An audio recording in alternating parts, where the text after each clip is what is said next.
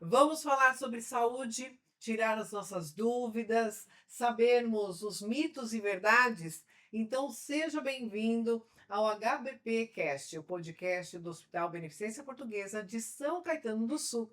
Eu sou a Alessandra Scatena, ao meu lado. Eu sou Flávio Subira e hoje, Ale, quem que é o nosso convidado? O nosso convidado de hoje é o Dr. Omar Alejandro Roças Laia, ele que é cardiologista, especialista em imagem cardíaca. Seja muito bem-vindo, doutor. Muito obrigado pelo convite. Prazer estar aqui com vocês. O prazer é nosso. É isso aí. Doutor Omar, a primeira pergunta nossa sempre é assim: por que a medicina? E depois o porquê cardiologia com especialidade em imagens cardíacas.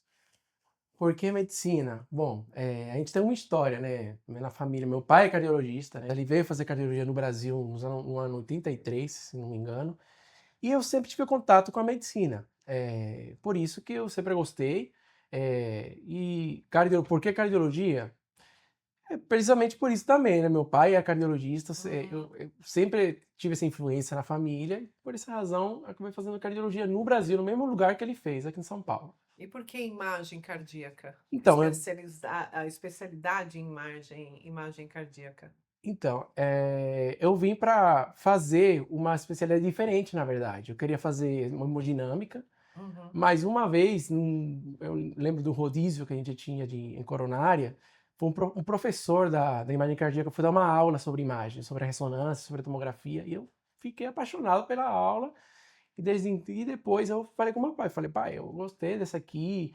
E ele falou, não, vamos embora, é uma especialidade relativamente nova. E aí eu gostei muito e me apaixonei desde então, né? Fiz imagem cardíaca depois da cardiologia. E aí a gente vai falar, Flávio, especificamente sobre os exames cardiológicos, Isso, angiotomografia de coronária, né? coronárias, né? E a ressonância cardíaca, que no primeiro momento parece, né? Você fica com Assusta. certo medo. Assusta, não assusta, Flávio? São exames novos, né, doutor Omar? Assim, São relativamente de tecnologia. novos. Sim, são relativamente novos, né? São exames que eu acho que a especialidade deve ter uns 30, um pouco mais de 30 anos, mas agora que eles se consagraram nas guias nesses últimos anos. O volume aumentou bastante, o cardiologista usa bastante esses métodos porque são bem esclarecedores. E até mesmo acho que tem a ver com a longevidade. Seria isso também, doutor Omar? Né? Essa questão de prevenção, né? E com isso eu acho que tem a ver com a longevidade, ou não? Sim, na verdade é mais a prevenção. A Uhum. gente, através dos exames, nós conseguimos identificar os pacientes que têm mais risco de ter algum tipo, por exemplo, falando de tomografia, a gente consegue ver as coronárias, né, os vasos do coração de uma forma mais detalhada, e a gente consegue identificar se existe alguma placa obstrutiva que possa causar um infarto nesse paciente. Tá, então, através do exame da angiotomografia coronária, a gente consegue visualizar placas de gordura ou de cálcio. Do que é essas placas aí que... Exatamente, pode ser placa de gordura, pode ser placa de cálcio, a gente consegue estimar quanto que está obstruindo o vaso, e daí a gente parte para uma decisão clínica. Se o paciente tem uma obstrução muito importante, o paciente vai para a parte invasiva. Se o paciente tem uma obstrução menor, o paciente fica em tratamento clínico, Isso através da angiotomografia coronária. da angiotomografia coronária. Tá. Doutor, mas quais são os tipos de pacientes que precisam desses exames? Tomografia, primeiramente, são pacientes, geralmente a tomografia é indicada em pacientes que têm dor precordial sem doença arterial coronária conhecida. Pacientes que chegam em consultório com perfil de risco intermediário baixo, o cardiologista tende a abordar com esse tipo de exames anatômicos para descartar a doença coronariana nesses pacientes. E esse método, o mais importante dele é que ele consiga descartar muito bem esse tipo de doença. Um exame normal, uma angiotomografia de coronária normal, significa que o paciente realmente não tem doença. Isso é a parte mais importante do exame. E quais são as queixas desses pacientes?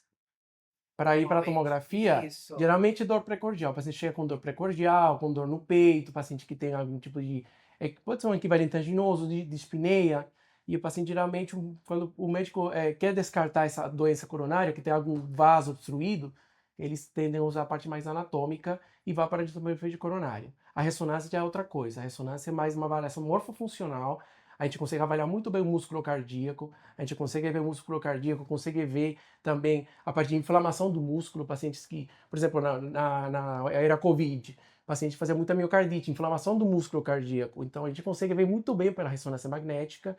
O pericárdio, que envolve o coração, é uma membrana que envolve o coração, ele inflama também com esse tipo de doença, né, causada pelo COVID, e a gente consegue ver também essa inflamação. Também o músculo, cicatrizes no músculo, também consegue ver pela ressonância. Então são dois exames completamente diferentes, mas eles se complementam. Tá. E existe, assim, a gente pensando na prevenção, existe uma idade ideal para realização dos exames ou da angiotomocoronária ou da ressonância cardíaca para a questão de check-up? Então, a tomografia de coronária, para check-up agora nas guias não está respaldado. No paciente assintomático, não está indicado ir para a tomografia de coronária, tá? Para paciente assintomático, a gente tem o score de cálcio. O score de cálcio é uma ferramenta que a gente usa, é uma tomografia sem contraste, faz parte do nosso protocolo também, e é uma tomografia que quantifica o cálcio que o paciente tem nas coronárias. E quanto mais cálcio o paciente tiver nas coronárias, maior é o risco que ele pode ter de eventos cardiovasculares no futuro.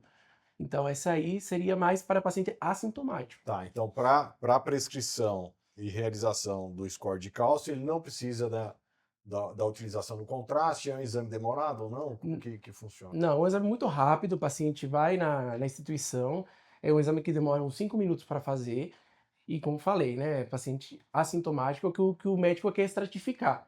Porque se o paciente tem muito baixo risco, o paciente que não tem hipertensão, não tem colesterol alto, não tem antecedente de história familiar de infarto, esse paciente de muito baixo risco, a gente tratamento mais, a gente não trata esse tipo de paciente. Mas aquele paciente de 60 anos, que tem antecedente de infarto na família, que está com a pressão arterial limítrofe, o colesterol elevado, aí a gente estratifica, a gente faz um score de cálcio. Se esse score de cálcio 0, o paciente não tem cálcio nenhum, você fica mais tranquilo. Agora, se o paciente tem um score de cálcio alterado, o tratamento hipolipemiante, o tratamento para colesterol é mais agressivo. A gente controla melhor a pressão arterial, controla melhor os fatores de risco desse paciente. E precisa de sedação, doutor? Não, para Nenhum para dos tomografia não precisa de sedação. E ressonância? Ressonância cardíaca às vezes sim. Se o paciente é claustrofóbico, às vezes a gente precisa sedar. Tá, e a ressonância demora mais ou menos quanto tempo? Depende do protocolo. Se a gente faz um protocolo de viabilidade, que a gente chama um protocolo mais curto, é em torno de 30 minutos, mais ou menos. Tá. Tem pessoas que têm, né, essa claustrofobia. né? Lembrando que assim, a gente lá no hospital, a gente realiza os exames de ressonância com sedação, não somente da ressonância cardíaca, mas outros exames a gente realiza lá no hospital com sedação, caso o paciente precise. Queira, né? E precise. Exatamente. E para a gente diferenciar um de outro, quando que o médico pede angiotomocoronária, quando que ele pede a ressonância cardíaca? Qual que é a função de cada uma? O que você visualiza de estrutura, enfim? Tá. A tomografia de coronária, ela permite estudar melhor a anatomia do paciente. É um estudo anatômico. A gente vê os vasos do paciente, a gente quantifica a placa que esse paciente tem nessas coronárias, se são obstrutivas ou não, e geralmente é usado para pacientes que chegam com algum tipo de clínica que sugira uma doença coronária, né? Por exemplo, paciente com dor precordial, paciente como mencionei anteriormente, paciente com algum tipo de dispneia, equivalente isquêmico, tende a ser estudado por tomografia de coronária se for de intermediário a baixo risco. Agora, a ressonância é um estudo que se solicita geralmente para pacientes que têm algum tipo de doença no coração estabelecida. Por exemplo, um paciente que chega com insuficiência cardíaca, um paciente que já tem um coração grande, um paciente que o médico precisa estudar o porquê, qual que é a causa dessa doença, desse coração, vai para a ressonância magnética. É classe 1 nas guias hoje em dia. E a parte de estudo a parte de doença coronária é mais a parte anatômica nesses pacientes. Certo. E doutor, quais são as doenças que conseguimos diagnosticar com esses exames? Tá. Principalmente, se a gente está falando de doença coronária, a parte de tomografia. Mas a tomografia também consegue ajudar com a parte anatômica. Doenças estruturais do coração, doenças congênitas também ajuda bastante, nas crianças principalmente. Nesse caso, a tomografia pode ser sedada também. Quando tem uma criança muito pequenininha, que tem alguma malformação, é sedada, entubada e é feito o exame. Esse é o protocolo correto. Agora, na ressonância cardíaca, a gente permite diagnosticar muitas doenças. Por exemplo, a doença da miocardite, que é a inflamação do músculo do coração, que é Uhum. causada por qualquer vírus, pode ser Covid, pode ser qualquer vírus. Infarto, a gente consegue ver a cicatriz que deixou o infarto no coração do paciente, você consegue quantificar a cicatriz do infarto. Paciente, por exemplo, que tem arritmia, às vezes eles têm fibrose, eles têm aquela cicatriz que está gerando essa arritmia, e aí pela ressonância magnética a gente consegue visualizá-la, consegue passar essa informação para o eletrofisiologista, por exemplo, que vai fazer um procedimento. Então, a parte de ressonância consegue avaliar as miocardiopatias, toda que é doença do músculo, ressonância magnética. A parte estrutural, anatômica, é a parte de tomografia. Entendi. Doutor Omar, recentemente teve aí o falecimento de um fisiculturista, o Ganley, né? Aparentemente uma morte súbita e tal. Algum desses exames, tanto a angiotomo coronária quanto a ressonância cardíaca, poderia prevenir de alguma forma uma morte súbita? Na verdade, a ressonância magnética e a tomografia são métodos que falei anteriormente que se complementam. Quais são as primeiras causas de morte em atletas? Primeira causa, cardiomiopatia hipertrófica. Como é avaliada? Pela ressonância magnética. O Ah, coração sempre avisa, sempre tem alguma coisa alterada. O eletrocardiograma está alterado, o paciente vai apresentar arritmia, o paciente já tem um eco alterado, só que a ressonância magnética consegue complementar. Se o paciente já chega com essas alterações, a ressonância magnética, por exemplo, paciente com cardiomiopatia hipertrófica, ele consegue quantificar a fibrose, a cicatriz, que geralmente leva a esse tipo de eventos de morte súbita, por exemplo, morte súbita abortada. É pela cicatriz que essa doença causa no coração. A segunda causa de morte é a coronária anômala. Quando a coronária sai de um lugar errado, ela passa entre a aorta e o tronco pulmonar e ela comprime o vaso e o paciente também. São aqueles pacientes atletas, né, os jogadores de futebol, que às vezes eles desmaiam no campo. Essa é a segunda causa. E terceira causa, a displasia ritmogênica do ventrículo direito, que é uma doença de das câmaras do coração, que era um pouco mais dilatada, e ela causa arritmias malignas, entendeu? Então, a parte de ressonância magnética consegue diagnosticar a cardiomiopatia hipertrófica, ver essa cicatriz que pode causar essa arritmia, e a parte de displasia ritmogênica do ventrículo direito, que é essa câmara que é muito maior, que causa essa arritmia, e a parte coronária anômala é com a tomografia, porque a resolução da tomografia é muito boa para ver esses vasos, as trajetórias, por onde ele passa, e por isso que eles são métodos que realmente se complementam. Tá. Ali a gente sempre fala assim de prevenção, né? sim. Então, assim, público do modo geral, prevenção. Mas aqui ele fala, por exemplo, da prevenção também e do exame periódico nos atletas, né? Isso é crucial, porque ele leva o organismo ao extremo em diversas fases, né? Então, assim, até aquele corredor lá de final de semana, ele precisa também passar por um check-up, fazer um acompanhamento médico, né, doutor Omar? Com certeza, com certeza. Acompanhamento médico é muito importante.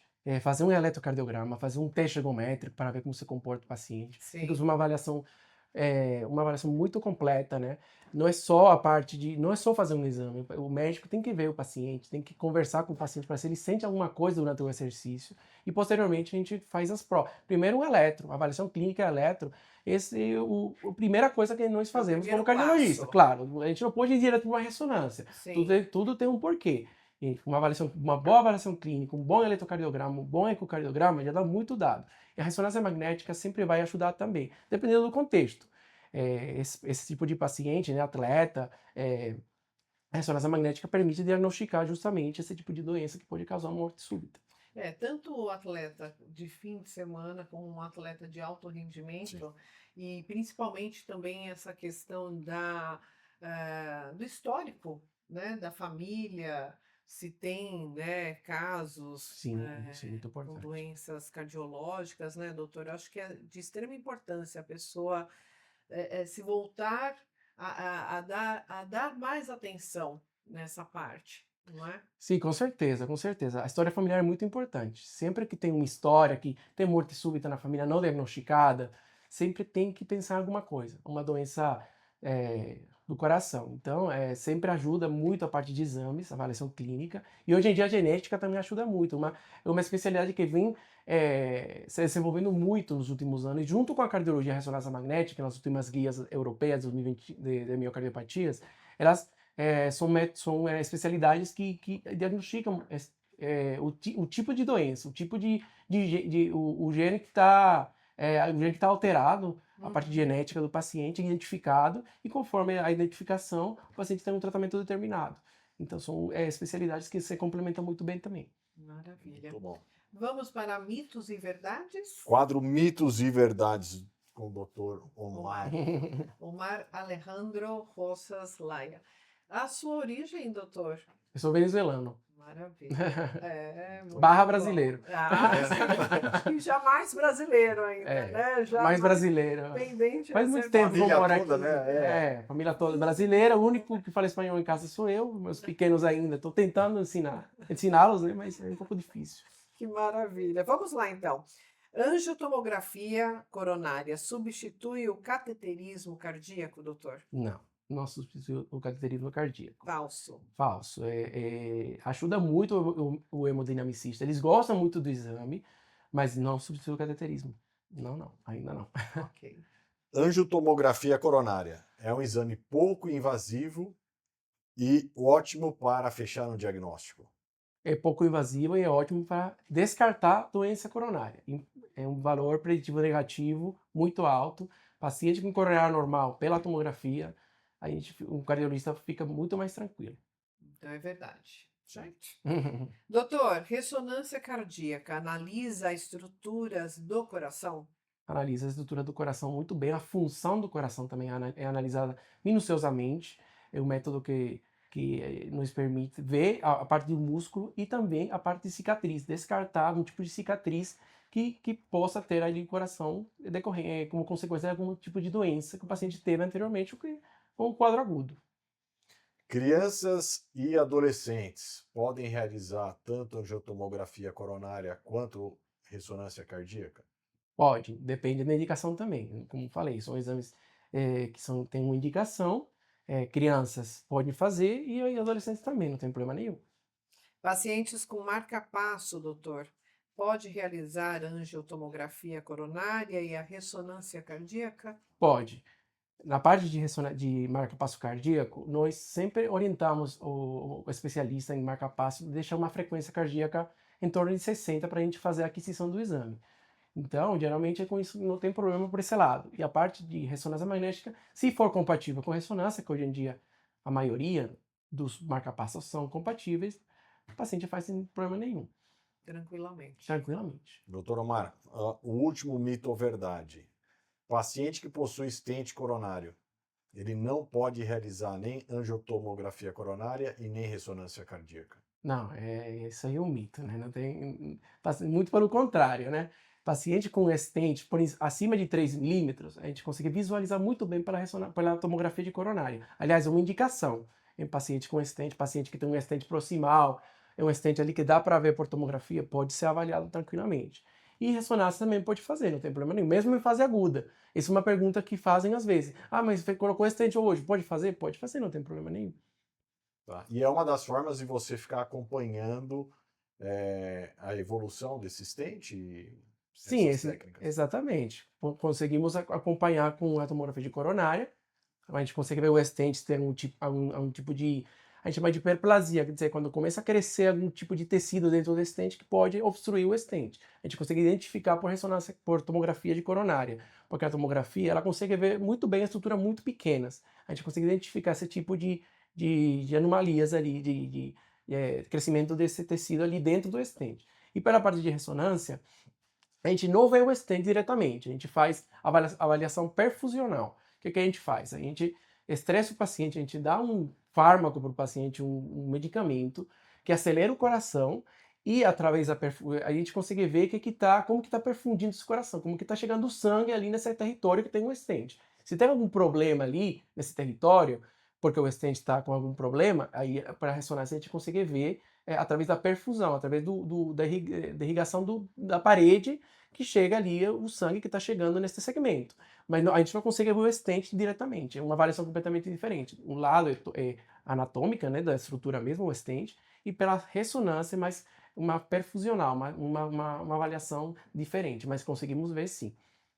Maravilha. Tá bom. Ok? Muita informação. Muitas informações e a gente muita coisa. agradece de coração, Dr. Omar Alejandro Roças Laia, Prazer. cardiologista, especialista em imagem cardiovascular do nosso Hospital Beneficência Portuguesa de São Caetano do Sul. Muito obrigada novamente. Obrigado, prazer. Obrigado, doutor Omar. E você que está precisando realizar ou tem um pedido médico de ressonância cardíaca, hoje eu tomografia coronária, contate o hospital, porque lá realizamos esses exames, inclusive com sedação, e o laudo aí do doutor Omar.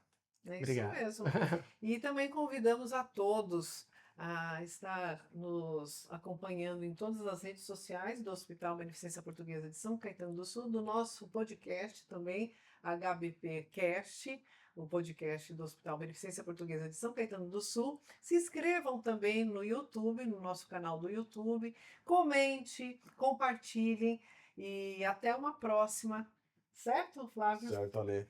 Fiquem com a gente. Até mais. Tchau, tchau, logo. gente. Obrigado. Obrigada, doutor.